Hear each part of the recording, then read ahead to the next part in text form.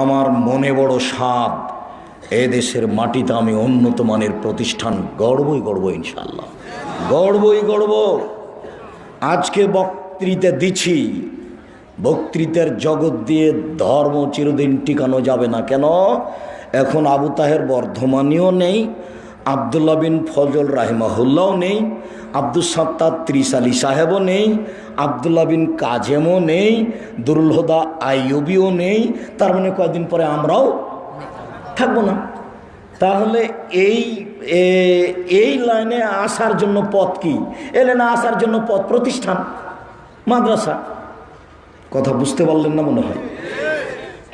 আপনাকে প্রাধান্য প্রতিষ্ঠানকে দিতে হবে, এ কথাই ঠিক।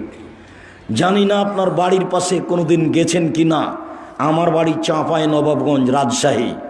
ওখানে এসে আপনার এখানে আমি প্রতিষ্ঠান গড়ি 14 থেকে 16 বিঘা জমির ওপরে। এদেশের সবচেয়ে বড় প্রতিষ্ঠান, 600 প্রায় ছেলে, প্রায় 400 মেয়ে, বাংলাদেশের বিভিন্ন জেলার 1000 ছেলে মেয়ে এখানে থাকে আবাসিক প্রায় সব।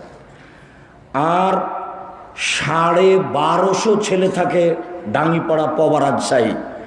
715 জন মেয়ে থাকে ডাঙ্গিপাড়া পবা, রাজশাহী।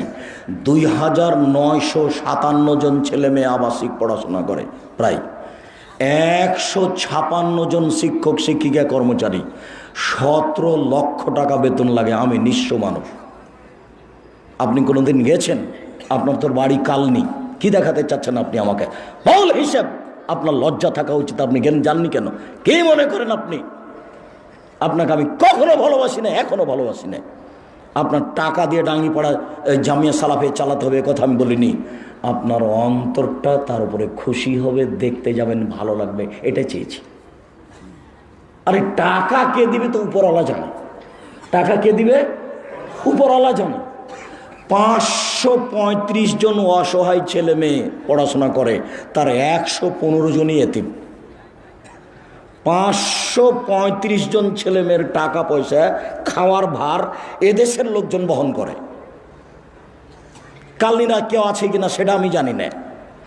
535 জন ছেলে মেয়ের খাওয়া ভার এদেশের লোক বহন করে, তার মধ্যে 115 জন শুধুই এতিম। দেখেছেন কালকে আপনার বাড়ির পাশে আছে। আমি এটা দেখতে আসি শুধু রাজশাহী থেকে। প্রায় 600 ছেলে আছে, প্রায় 400 মেয়ে আছে। সারা বাংলাদেশের বিভিন্ন জেলার, চট্টগ্রামের আছে, সিলেটের আছে, রংপুর, দিনাজপুর, লালমনিরহাট, নীলফামারী, কুড়িগ্রাম, পঞ্চগড়, ঢাকা ওইদিকে আপনার যশোর, খুলনা, আপনার যে মেহেরপুর, ঝিনাইদহ, কুষ্টিয়া, ওইদিকে আপনার চট্টগ্রাম, সিলেট, বরিশাল, প্রায় জেলার আছে। ওখানে আছে, এখানে আছে।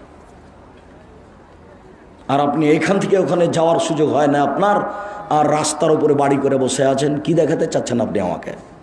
আপনাকে আমি গত সম্মেলনে বলে জানি যে বাড়ি ভেঙে দিতে হবে, 24 ঘন্টার মধ্যে বাড়ি ভেঙে দিতে হবে। এটা রাসূলের আইন। আল্লাহ নবী বলেছেন যে এখানে রাস্তার সমস্যা হয়েছে, এখানে ডবল রাস্তা হবে। আমি বলিনি বেটা, আল্লাহ নবী বলেছেন 24 ঘন্টার মধ্যে বাড়ি ভেঙে দিতে হবে। ভাঙবো না, ভাঙিয়েন না, ভাঙিয়েন না, রাস্তার উপরে করেন, তাতে আসে কি যায়? আমি বলছি মুহাম্মদ সাল্লাল্লাহু আলাইহি ওয়াসাল্লাম বলেছেন। কথা বুঝতে পারেননি? আপনি মানলেই কি আর না মানলেই কি? আপনি হাঁটাবো, বীর হাঁটাবো যাচ্ছেন না, তো চলছে না। যে দেখেন কিভাবে চলছে। প্রায় সবাই মাদানী শিক্ষক। মদিনা বিশ্ববিদ্যালয়ে কয় টাকা খরচ করেন আপনি? আপনাকে আমি খালি দেখার জন্য অনুরোধ জানিয়েছি আর দোয়া করার জন্য। আল্লাহর উপরে ভরসা করে কাজ করবেন, দিনের জন্য কিছু করেন, প্রতিষ্ঠান গড়েন। হাঁটাবো, বীর হাঁটাবো যেতে হবে, এ কথা আমি বলিনি। কালনীতি করেন, প্রতিষ্ঠান গড়েই ছেলে মেয়ে তৈরি করতে হবে, তারাই জাতির সামনে কথা বলবে।